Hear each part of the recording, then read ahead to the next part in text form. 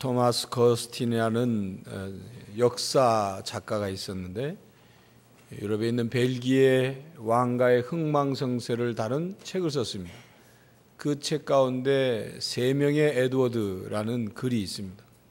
그 글의 주인공은 레이몬드 에드워드라는 레이몬드 3세 왕자가 주인공인데 그 레이몬드 왕자에게는 크라수스라는 별명이 있었습니다. 크라수스란 말은 뚱뚱한 것보다 더 뚱뚱한 것이라는 그런 뜻을 가지고 있어요. 굉장히 몸집이 뚱뚱했으나 봅니다. 이 레이몬드 3세 왕자가 차기 왕이 될 그런 왕자였었는데 아버지 왕, 부왕이 갑자기 죽자 동생 에드워드가 쿠데타를 일으켜서 정권을 잡게 됩니다. 그리고 이 형 레이몬드를 유커크라는 성에다가 가둬버립니다. 그런데 재미난 것은 정권을 잡은 이 동생이 대체로 그렇게 되면 정권을 잡고 형을 제거해버리는데 형을 절대로 죽이지 않겠다고 약속을 합니다. 그리고 감옥을 아담하고 살기 좋은 감옥으로 꾸며놓고 그리고 거기에 조그만 창문을 하나 만들어주고 형한테 이렇게 말합니다. 형이 원하면 언제든지 이 창문을 통해서 바깥으로 나갈 수 있습니다. 그러면 형은 자유인이 됩니다. 그런데 이 창문은 굉장히 작습니다. 그러니까 뚱뚱한 형이 그 창문을 빠져서 자유인이 되려면 살을 많이 빼야 된다. 그런 얘기죠. 그러면서 이제 왕이 된 동생 에드워드가 신하들을 불러다 놓고 이렇게 말합니다.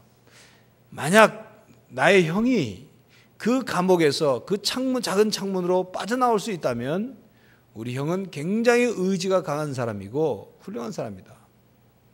만약 그렇게 우리 형이 자기 이 몸을 잘 관리해서 자유인이 되겠다면 난 그때 왕의 자리에서 물러나고 형한테 왕위를 물려줄 거다. 그러나 자기 몸 하나도 관리하지 못하는 그런 형이라면 왕이 되어서 어떻게 나라를 다스릴 수 있겠는가? 이렇게 큰 소리를 떵 쳤어요. 그리고는 감방을 지키고 있는 형의 감방을 지키고 있는 경비병들에게 이렇게 하도록 명령을 했습니다. 하루 3끼 밥을 감옥에 있는 형에게 밥을 넣어주는데 아주 산의 진미를 상다리가 휘어지도록 차려서 계속 넣어주라. 그리고 중간에도 간식을 원하면 간식도 풍부하게 넣어주라. 그거 어떻게 됐을까요? 그 형 레이몬드가 감옥에서 그 창문을 통해서 빠져나와 자유인이 됐을까요? 아니면 그냥 감옥에서 계속 있었을까요? 10년 동안 그 형 레이몬드는 감옥에서 나오지 못했습니다. 10년 후에 그 동생 에드워드가 전쟁에 나가서 전쟁에서 전사를 하게 되었을 때 그때야 비로소 그 형 레이몬드는 자유인이 되어서 바깥으로 나오게 됩니다. 그런데 10년 동안 감옥에서 너무 잘 먹고 있었던 나머지 자기 건강관리를 잘하지 못해서 그 형은 곧 병들어 죽고 말았습니다. 이 레이몬드라는 왕자의 비극은 한 나라의 역사에서 동생에게 쿠데타를 당해서 동생에게 그 왕위를 빼앗긴 그런 비극을 말하는 것이 아니라 한평생 동안 탐식의 감옥 속에 갇혀서 살다간 그런 사람의 비극을 말합니다. 그러니까 그 레이몬드를 구속하고 있었던 것은, 그를 가둬두고 있었던 것은, 그래서 빠져나오지 못하게 했던 감옥은 바로 그 동생이 만들어 놓은 감옥이 아니라 절제할 줄 모르는 식욕이 그 레이몬드를 가두고 있었던 것입니다. 오늘은 절제에 대한 말씀입니다. 성령의 열매 중에 9번째 열매죠. 우리의 삶을 풍성하게 하고 우리의 신앙이 성숙되어 가는 과정에 있어서 아주 중요한, 꼭 필요한 것, 바로 이 절제입니다. 절제란 자신의 행동을 다스리고 지배하는 능력입니다. 자신의 행동을 잘 조절할 수 있는 온건함, 그게 절제입니다. 절제라는 말의 그 영어 단어의 어원은 라틴어 템페라레라는 그 말에서 왔는데, 그 템페라레라는 말의 뜻은 알맞는 비율로 섞는다, 그런 뜻이에요. 절제라는 말은 알맞게 잘 섞는 거예요. 잘 조절하는 것. 그것이 절제입니다. 삶의 모든 면에 있어서 모든 것이 알맞게 그리고 적정한 자리에 있도록 그것을 질서를 잘 잡는 능력, 바로 그것이 절제입니다. 철학 중에 스토아 학파가 있는데 그 스토아 학파의 스승격인 제논이라는 철학자가 있었습니다. 그가 제자들을 데리고 이제 그들을 가르치고 있었는데 그 제논의 제자 중에 한 사람은 허영이 심하고 그리고 거칠에 굉장히 치중하는 그런 제자가 있었습니다. 그래서 하루는 이 제논이 제자를 아주 몹시 꾸짖었어요. 절제하지 못하는 삶에 대해서 어찌 그러고서 철학을 한다고 할 수 있냐고 꾸짖었어요. 그랬더니 이 제자가 대답하는 말이, 스승님, 제가 그만큼 돈이 있어서 그렇게 쓰는데 그것이 뭘 잘못됐느냐. 내가 돈을 훔쳐서나 다른 사람에게 꾸어서 그렇게 하는 것도 아니고 나한테 돈이 있어서 내가 그렇게 돈을 써서 나를 꾸미고 나를 이렇게 잘 이렇게 치장을 하는데 그게 뭐 잘못된 거냐 이렇게 스승이 물었어요. 그랬더니 이 스승인 제논이 그에게, 그 제자에게 이렇게 말했습니다. 소금이 많이 있다고 해서 요리사가 음식에 소금을 많이 넣게 되면 그 맛이 어떻게 되겠느냐. 가진 게 많다고 해서 함부로 막 쓰는 것, 그것은 옳은 게 아니다 그 말이죠. 적당하게 소금을 넣어야 그 요리가 맛이 있는 것처럼 절제란 그런 것입니다. 많다고 해서 그냥 써도 되는 것, 그게 아니죠. 없기 때문에, 모자라기 때문에 아끼는 것, 그것은 진정한 의미의 절제가 아니고, 절제란 많이 있지만 그럼에도 아끼고 삼가고 조절하는 것, 그게 절제입니다. 그러므로 성경이 말하는 절제, 하나님이 우리에게 원하시는 절제는 적절하게 하고 그 이상을 넘지 않는 것을 의미합니다. 여러분, 사도 바울이 빌립보 4장 12절에는 이런 고백을 하고 있습니다. 나는 비천에 처할 줄도 알고 풍족하게 살 줄도 압니다. 배부르거나 굶주리거나 풍족하거나 궁핍하거나 그 어떤 경우에도 적응할 수 있는 비결을 배웠습니다. 이런 고백을 해요. 여기에 물론 자족의 비결이라고 말을 하지만 여기에 절제의 능력이 있습니다. 사도 바울이 가난하기 때문에 가난하게만 살고 부유하기 때문에 부유하게만 사는 게 아니라 가난해도 부유하게 살 줄 알고 부유해도 가난하게 살 줄 아는, 자기를 절제하고 조절할 수 있는 그런 능력을 배웠다, 그런 뜻입니다. 그리스도인의 절제란 바로 그런 거예요. 없기 때문에 늘 쪼들려 전략하고 사는 것, 그것을 절제라고 말하지 않습니다. 그건 어쩔 수 없이 하는 거예요. 많기 때문에 함부로 풍풍 쓰는 것, 그런 것도 아니에요. 그리스도인의 절제란 침대에다 못을 박아놓고 매일 그 못 박은 침대 위에서 자신이 그 못에 의해서 고통을 느끼며 금욕하는 것, 그런 것이 아니에요. 매일같이 금식해서 피골이 상접해지는 것, 그것이 그리스도인의 절제가 아닙니다. 그건 이교도에서 하는 일입니다. 하나님이 우리에게 원하시는 절제는 더 높은 가치를 위해서, 더 영원한 목표와 목적을 위해서 자신을 조절하는 거예요. 적절하게 행하는 거예요. 그것이 그리스도인의 절제입니다. 그러므로 그리스도인의 절제는 마치 기계의 센서와도 같습니다. 여러분, 보일러나 에어컨이나 다림이나 요즘 나오는 가전제품들은 센서가 있어요. 센서가. 그 센서가 얼만큼 민감하게 잘 작동되느냐에 따라서 기계가 좋은 기계이기도 하고 나쁜 기계도, 비싼 기계도 되고 싼 기계도 되는 거예요. 여러분, 에어컨만 해도 그렇습니다. 에어컨에는 이 온도 설정 온도라는 게 있어요. 그래서 24도 설정 온도를 해놓으면 지금 온도가 예를 들어서 30도다. 그러면 그 30도의 실내 온도를 에어컨이 24도에 맞추기 위해서 열심히 냉방 활동을 합니다. 그런데 센서가 고장이 나면, 센서가 무뎌져 있으면 30도의 온도를 24도에 아무리 맞춰놔도 24도가 되지도 않고 한 27도, 28도인데도 에어컨이 가동이 중단되거나 이미 됐는데도 계속 에어컨을 돌려가지고 춥게 만들거나 그렇게 되는 거예요. 센서가 문제가 되는 거예요. 여러분, 제가 결혼하기 전에 경기도 광주군 신장이라는 데서 13평짜리 전세 아파트에서 자취를 한 적이 있어요. 바로 밑에 여동생이 이제 장신대 같이 다니라고 장신대에 다니기에, 서울에는 전세값이 비싸니까 서울에서 바로 벗어나면 경기도 광주 신장이라는 곳이 지금 하남시가 됐습니다. 거기서 이제 전세로 첫 번 그 집에 들어간 첫날, 겨울이었었어요. 이사해서 들어간 겨울 첫날 보일러를 떼고 잠을 자는데 그날 밤에 얼마나 춥게 잤는지 몰라요. 처음에는 왜 그런지 몰랐어요. 나중에 보니까 보일러에 센서가 문제가 생겨요. 지금은 실내에서 그 센서에 의해서 이제 보일러가 작동됩니다. 옛날엔 보일러실에 물 데우는 물 탱크하고 연결돼 있었어요. 그래서 물 온도가 예를 들어서 55도에 맞추면 물 온도가 55도가 되면 보일러 순환 모터가 막 돌아서 그 55도로 데워진 물을 방으로 돌리는 거죠. 그래서 방이 데워지는 원리였었어요. 그런데 이 센서가 고장나니까 아무 때나 순환 모터가 돌아가는 거예요. 그러니까 55도가 되지 않은 찬물에도 순환 모터가 돌아가니까 방바닥에 찬물이 들어오니까 춥게 잘 수밖에 없죠. 아무 때나. 센서가 고장이 나면 그런 겁니다. 여러분 다리미 같은 경우는 특별히 센서가 좀 민감해야 됩니다. 그래서 각각 어떤 천이냐에 따라서 온도가 다르죠. 센서가. 그래서 그 온도가 되면 그 센서 가열을 멈춰야 그래야 적정한 온도로 다림질을 하지 않습니까? 근데 다리미 센서가 고장이 나면 어떤 일이 생기냐면 아무리 코드를 꽂아놔도 다리미가 차가운 거예요. 다림질이 안 돼요.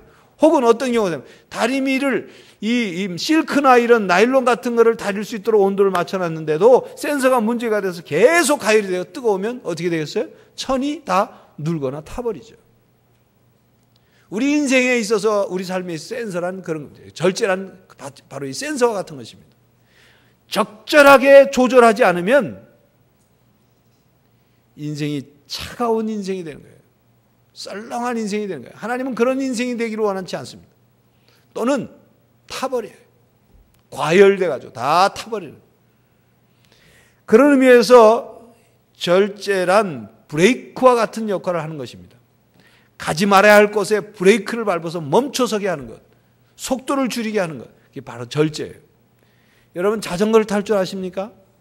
그 자전거 중에 브레이크가 고장이 난 자전거를 타본 적이 있습니까? 저는 그런 적이 있어요. 내리막길에 브레이크를 잡았는데 브레이크가 들질 않아요. 큰일 날 뻔했어요. 그 황당함과 막 당혹스러움, 그는 그렇게 브레이크가 들지 않는 자전거를 타고 내리막길을 내려가 보지 않은 사람은 잘 모를 겁니다.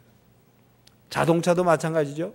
자동차가 앞으로 달리려면 악셀에 달하는 가속 페달이 있고 멈춰서거나 속도를 줄이려면 브레이크라는 감속 페달을 밟아야 돼요. 그런데 브레이크가 고장이 나면 그 자동차가 어떻게 돼요? 달리는 자동차가 어떻게 되겠습니까? 적어도 건물을 부딪히든지 사람을 부딪히든지 자신의 목숨을 잃든지 다른 사람의 목숨을 잃는 대형 사고를 일으키는 거예요. 우리 인생에 있어서 절제라는 브레이크가 고장이 나면, 절제라는 브레이크가 없다면 멈춰서 해야 될 때 서지 못함으로 사고를 내는 거예요. 인생의 파멸을 가져오는 것입니다. 그러므로 절제하지 못하는 사람은 불행한 삶을 살게 됩니다. 절제가 없는 한 절대로 행복할 수 없어요. 풍성한 삶을 살 수 없습니다. 오늘 설교 시작 부분에 했던 레이몬드 왕자처럼 먹는 거 그거는 행복할지 모르죠. 그런데 그 결과가 어떻게 됐습니까? 10년 동안 감옥에 갇혀서 실컷 먹다가 절제하지 못함으로 결국은 자유인이 되어서 왕이 될 차례였는데도 불구하고, 왕이 될 수 있는 기회가 왔음에도 불구하고 병들어 죽었어요. 잠언 25장 28절에는 이렇게 말씀합니다. 자기의 마음을 제어하지 아니하는 자는 성읍이 무너지고 성벽이 없는 것 같으니라. 여러분, 성읍에 성벽이 없다면 어떻게 되겠어요? 아무나 드나들죠. 적이 쉽게 공격하죠. 자기의 마음을 다스리지 못하고 제어하지 못하고 절제하지 못하는 사람은 마치 성벽이 무너진 성읍 같아서 다른 사람들에게 다 허점이 노출되는 거예요.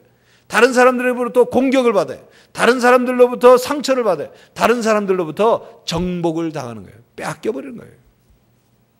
자기의 마음을 다스리는 자는 성을 빼앗는 자보다 낫다. 그랬어요. 잠언 16장 32절 하반절입니다.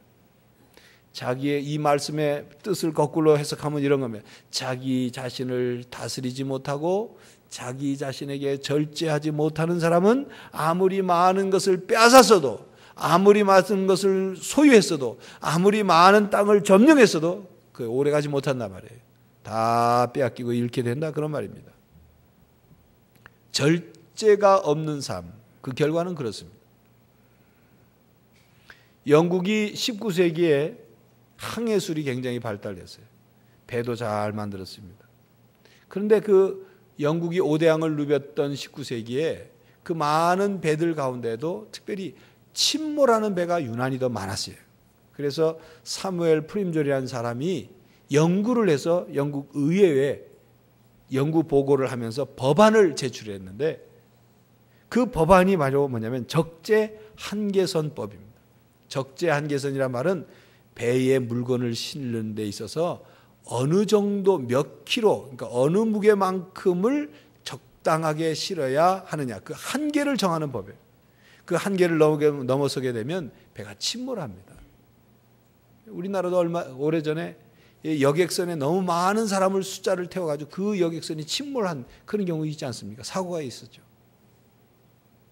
여러분, 우리 인생에 있어서 절제가 없는 것은 바로 그 적지 한계선을 넘어서는 거예요. 센서가 고장이 나거나 브레이크가 고장이 나서 그것을 넘어서는 거예요. 절제가 없는 욕망, 절제가 없는 감정, 절제가 없는 그 잘못된 열심, 절제가 없는 그런 욕심들, 이런 것들의 결론은 인생이 침몰하는 거예요.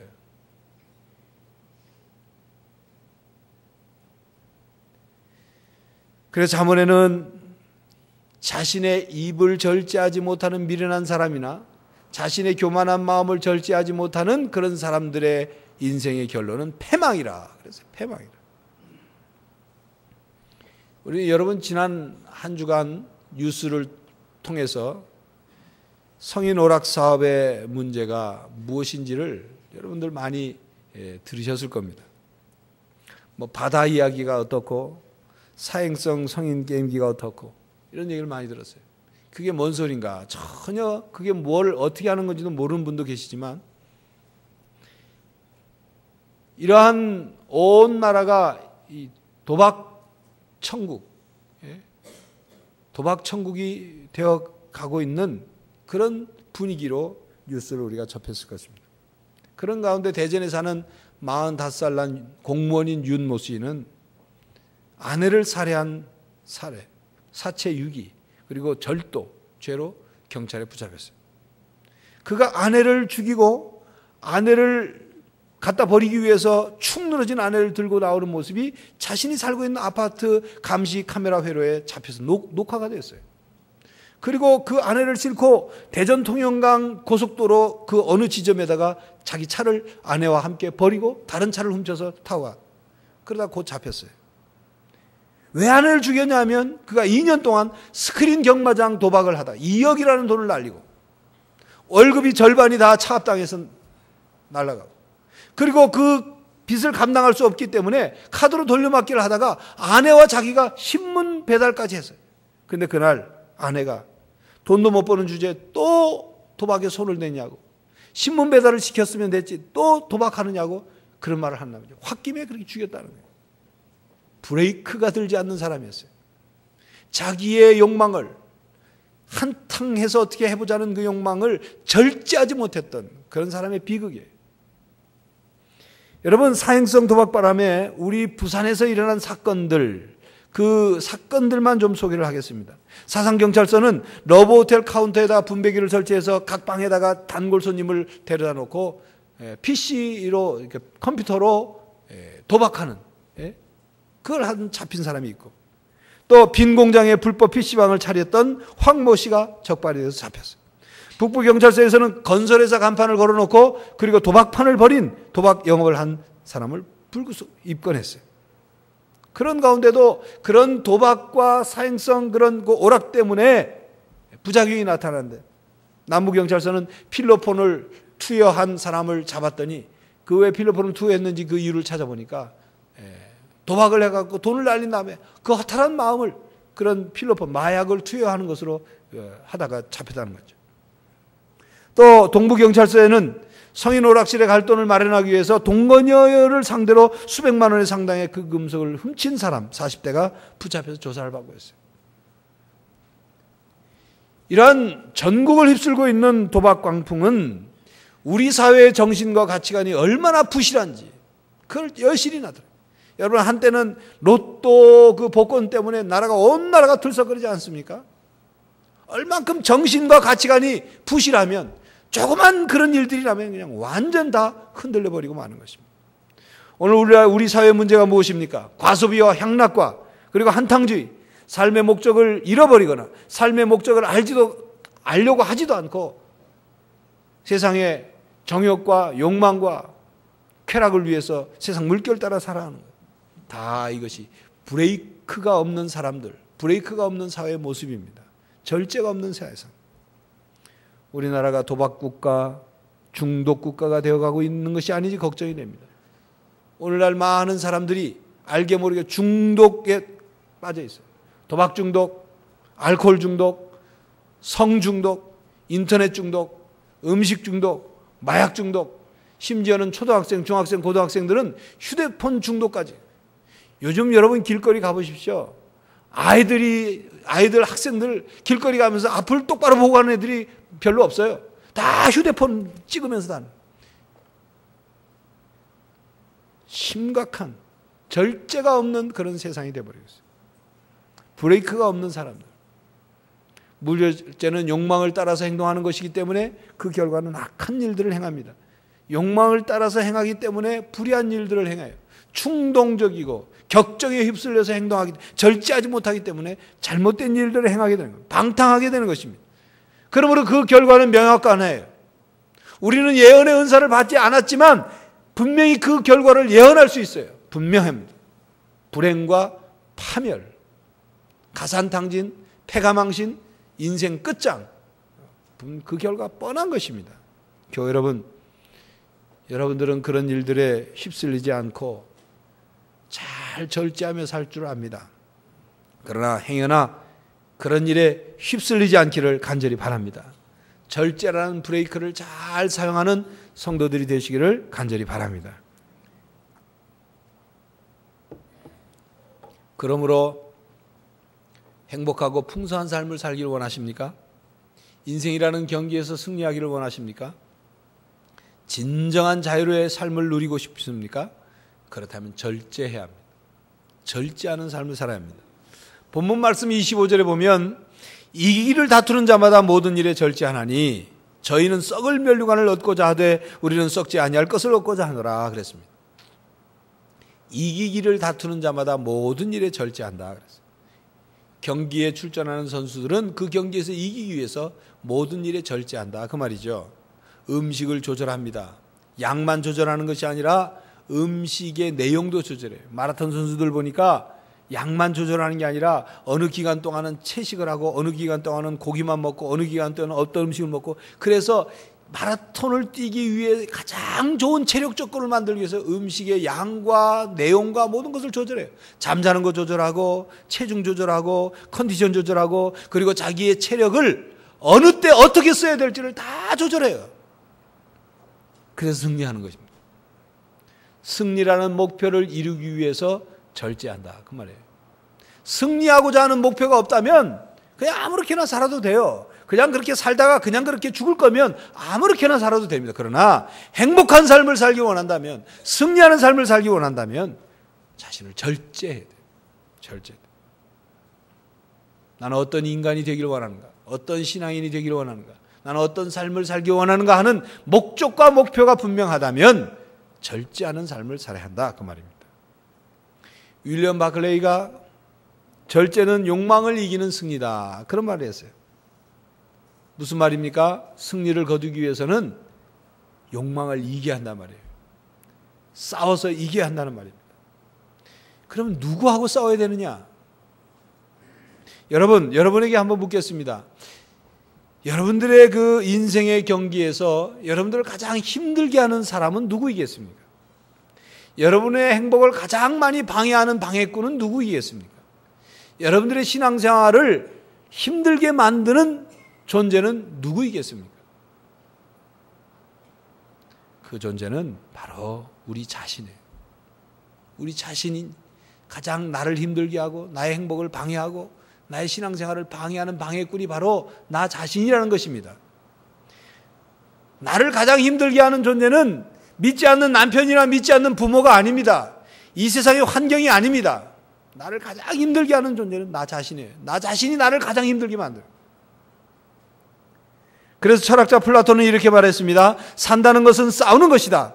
인생은 투쟁이다. 인생의 싸움 중에 가장 어려운 싸움은 자신과의 싸움이다. 그래서 자신과의 싸움. 성경 야고보서 3장 2절 3절에는 절제를 실천하는 것, 그것은 마치 짐승을 길들인 것과 같다고 말씀하고 있습니다. 그만큼 어렵다는 거죠. 그러나 짐승을 잘 길들이고 나면 그 길들인 짐승이 또 훌륭한 역할을 하듯이 우리가 절제를 실천하기 위해서 우리 훈련해야 된다 그 말이에요. 한두 번 절제했다고 되는 것이 아니라 끊임없는 절제를 통해서 훈련을 통해서 절제가 훈련이 돼야 돼요. 그래서 우리의 신앙이 성숙돼야 하는 것입니다. 그래야 우리의 삶이 진정으로 자유로워질 수 있어요. 풍성해질 수 있습니다. 교회 여러분, 우리의 인생의 목표가 더 고귀하고 더 높은 것이고 더 영원한 것이라면 우리는 더욱 절제해야 됩니다. 세상 사람들도 절제를 잘하는 사람들이 있어요. 예를 들자면 먹는 것을 절제를 잘하는 사람이 있습니다. 자기 몸매를 위해서 건강을 위해서 절제하는 사람이 있어요. 그런데 신앙이라면 그런 수준에 머물러서는 안 돼. 그저 몸매를 위해서 건강을 위해서 먹는 것을 절제하는 그런 수준의 절제가 그리스도인의 절제가 아닙니다. 그리스도인의 절제는 한 단계 더 나아갔어. 자기가 먹는 것을 잘 절제하고 조절함으로 자기의 몸매나 건강뿐만이 아니라 가난하고 어려운 사람들을 위해 도울 수 있는 그런 도움을 위해서 절제할 수 있는 수준까지 나아가야 하는 것입니다. 그리스도를 위해서 영원한 하나님 나라를 위해서 절제할 수 있는 성도들이 되시기를 간절히 바랍니다. 그런데 절제는 성령 하나님이 도와주셔야 됩니다. 여러분, 절제가 성령의 열매입니다. 나의 능력과 나의 의지의 열매가 아니고 성령의 열매입니다. 절제라는 것은 우리 안에 계신 성령 하나님이 우리 속의 역사에서 예수 그리스도와 우리를 연결시켜 주심으로 그 예수 그리스도의 가르침과 예수 그리스도의 능력을 통해서 절제할 수 있게 되는 거예요. 그러므로 절제는 하나님께로부터 오는 거예요. 하나님께로부터 능력을 받고 하나님께로부터 힘을 받고 하나님께로부터 절제할 수 있는 용기와 방법을 얻어내야 하는 것입니다. 그래서 사도 바울은 빌립보서 4장 12절에 아까 말씀드린 것처럼 자신이 가난에 처할 줄도 알고 부유에 처할 줄도 안다고 그랬어요. 그걸 절제할 수 있다고 그랬어요. 그런데 13절에 그가 뭐라고 고백하냐면 나에게 능력 주시는 분 안에서 내가 모든 것을 할 수 있다 그랬습니다. 다시 말하면 하나님이 능력을 주시지 않으면 절제의 은사를, 절제의 열매를, 절제의 능력을 주시지 않으면 나는 절제할 수 없다 그 말이에요. 그러므로 우리는 절제를 위해서 성령 하나님께 도움을 구해야 합니다. 성령의 열매인 절제의 열매가 우리에게 맺혀질 수 있도록 성령 하나님께 기도해야 합니다. 내 힘으로는 절제가 잘 되지 않음을 인정하고 깨닫고 성령 하나님이 우리의 연약함을 도와서 우리로 하여금 절제할 수 있도록 해달라고 기도해야 됩니다. 하나님, 성령 하나님, 난 연약한 존재입니다. 성령 하나님이 내 안에 계셔서 나를 다스려 주시고 나를 이끌어 주십시오. 그래서 나의 욕심을, 욕망을 끊임없이 유혹하는 사탄의 유혹을 물리치게 해 주십시오. 그리고 절제할 수 있게, 나로 하여금 시험에 들지 않게 하시고 악에서 구해 주십시오. 이렇게 기도해야 하는 것입니다. 그리고 절제할 수 있기 위해서 우리 자신이 해야 하는 것들이 또 있어요. 구약 외경에 속한 집회서라는 것이 있어요. 이 66권 외에 외경이라는 또 성경이 있습니다. 그런데 그 집회서 18장 30절에 33절에 이런 말씀이 있습니다. 내 정욕을 따라가지 말고 내 욕망을 억제하여라. 내 욕심을 채우려고 하다가는 원수들의 웃음거리가 되고 만다. 쾌락의 생활에 빠지지 말고 또 그러한 무리에 섞이지도 말아라. 내 호주머니 속에 아무 든 것이 없으면서 돈을 구워다 잔치를 베풀지 말아라. 알거지가 되리라. 절제하지 않으면 그 결과가 어떻게 되는지를 경고하고 있습니다. 그러면서 32절에 쾌락의 생활에 빠지지 말고 또 그러한 무리에 섞이지도 말아라. 그랬어요. 그런 자리에 가지도 말고 그런 무리들과 함께 어울리지도 말아라. 그런 자리에서 빠져나와라 그 말입니다. 요셉은 보디발 장군의 아내가 유혹을 할 때 자기의 옷을 거머쥐고 어떻게 좀 해보자고 할 때 요셉은 그 옷을 벗어던지고 그 자리를 벗어남으로 절제의 실천을 하게 된 것입니다. 그러나 다윗은 어느 날 오후에 낮잠을 자고 일어나서 궁궐 옥상에 올라가서 눈을 돌려보다가 어느 이웃집 여인이 목욕하는 모습을 봤어요. 그때 브레이크를 밟았어야 돼요. 그리고 얼굴을 돌렸어야 돼요. 그런데 계속 봤어요. 계속 보다 보니까 어떻게 됐어요? 그 여인을 불러들였어요. 그리고 간음하는 죄를 범하게 된 것입니다. 그 자리를 떠났어야 했습니다. 그러므로 시편 1편 1절 2절에 이렇게 말씀합니다. 복 있는 사람은 악인의 꾀를 좇지 아니하며 죄인의 길에 서지 아니하며 오만한 자의 자리에 앉지 아니하고. 무슨 말씀입니까? 죄 지을 일, 자기의 욕망에 이끌려갈 그런 자리에 가지 않고 서지 않고 앉지 않는다 그 말이죠. 그리고 2절에 보면 오직 여호와의 율법을 즐거워하여 그 율법을 주야로 묵상하는 자로다. 있어서는 안 될 자리에서 벗어나기 위해서 그리고 절제하기 위해서 성경 말씀을 하나님 말씀을 주야로 묵상한다 그 말입니다. 그러므로 우리는 절제라는 성령의 열매를 맺기 위해서 하나님 말씀을 가까이 합니다. 하나님 말씀을 통해서 절제하지 못한 사람들이 어떻게 수치를 당하고 어떻게 불행해지고 어떻게 패망하게 되었는지를 성경을 통해서 깨달아야 돼요.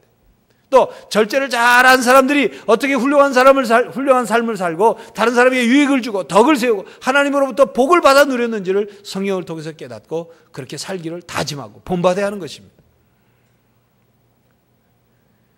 교회 여러분, 거룩한 성도가 되기를 원하십니까? 성숙한 신앙인이 되기를 원하십니까? 풍성한 삶을 누리길 원하십니까? 예수님 안에서 진정한 자유를 누리길 원하십니까? 영적 리더가 되기를 원하십니까? 하나님의 사람으로 쓰임받기를 원하십니까? 그렇다면 절제하십시오. 절제하는 사람이 되십시오. 그리고 자신이 무엇을 절제하며 살아야 하는지를 돌아보십시오. 나는 무엇을 절제해야 되나? 먹는 것을 절제해야 되는지, 시간을 절제해야 되는지, 말을 절제해야 되는지, 성적 욕망을 절제해야 되는지, 무엇에 중독되어 있지 않은지, 마약이나 도박이나 섹스나 알코올이나 인터넷이나 그 어떤 다른 것에 중독되어 있지 않는지 그것을 절제해 브레이크를 밟아야 합니다. 여러분은 하나님께서 기뻐하시는 믿음의 삶을 경주하기 위해서 절제하고 있습니까? 절제하는 그리스도인이 되십시오. 절제가 없으면 행복도 없습니다. 진정한 자유도 없습니다. 교회 여러분, 절제하는 그리스도인이 되어서 더욱 풍성한 삶을 사는 성도들이 되시기를 간절히 바랍니다. 기도하겠습니다. 하나님, 우리를 유혹하고 과소비와 향락과 한탕주의와 세상의 풍조에 유혹되어서 딸려갈 수밖에 없는, 끌려갈 수밖에 없는 저희들. 그러나 주님, 성령 하나님께서 도와주셔서 절제의 열매를 맺게 하여 주시옵소서. 절제의 브레이크를 밟고 이 땅에서 하나님의 사람으로 행복하게 그리고 풍성한 삶을 살아가고 우리 인생의 삶에서 승리하게 하여 주시옵소서. 예수 그리스도의 이름으로 기도하옵나이다. 아멘.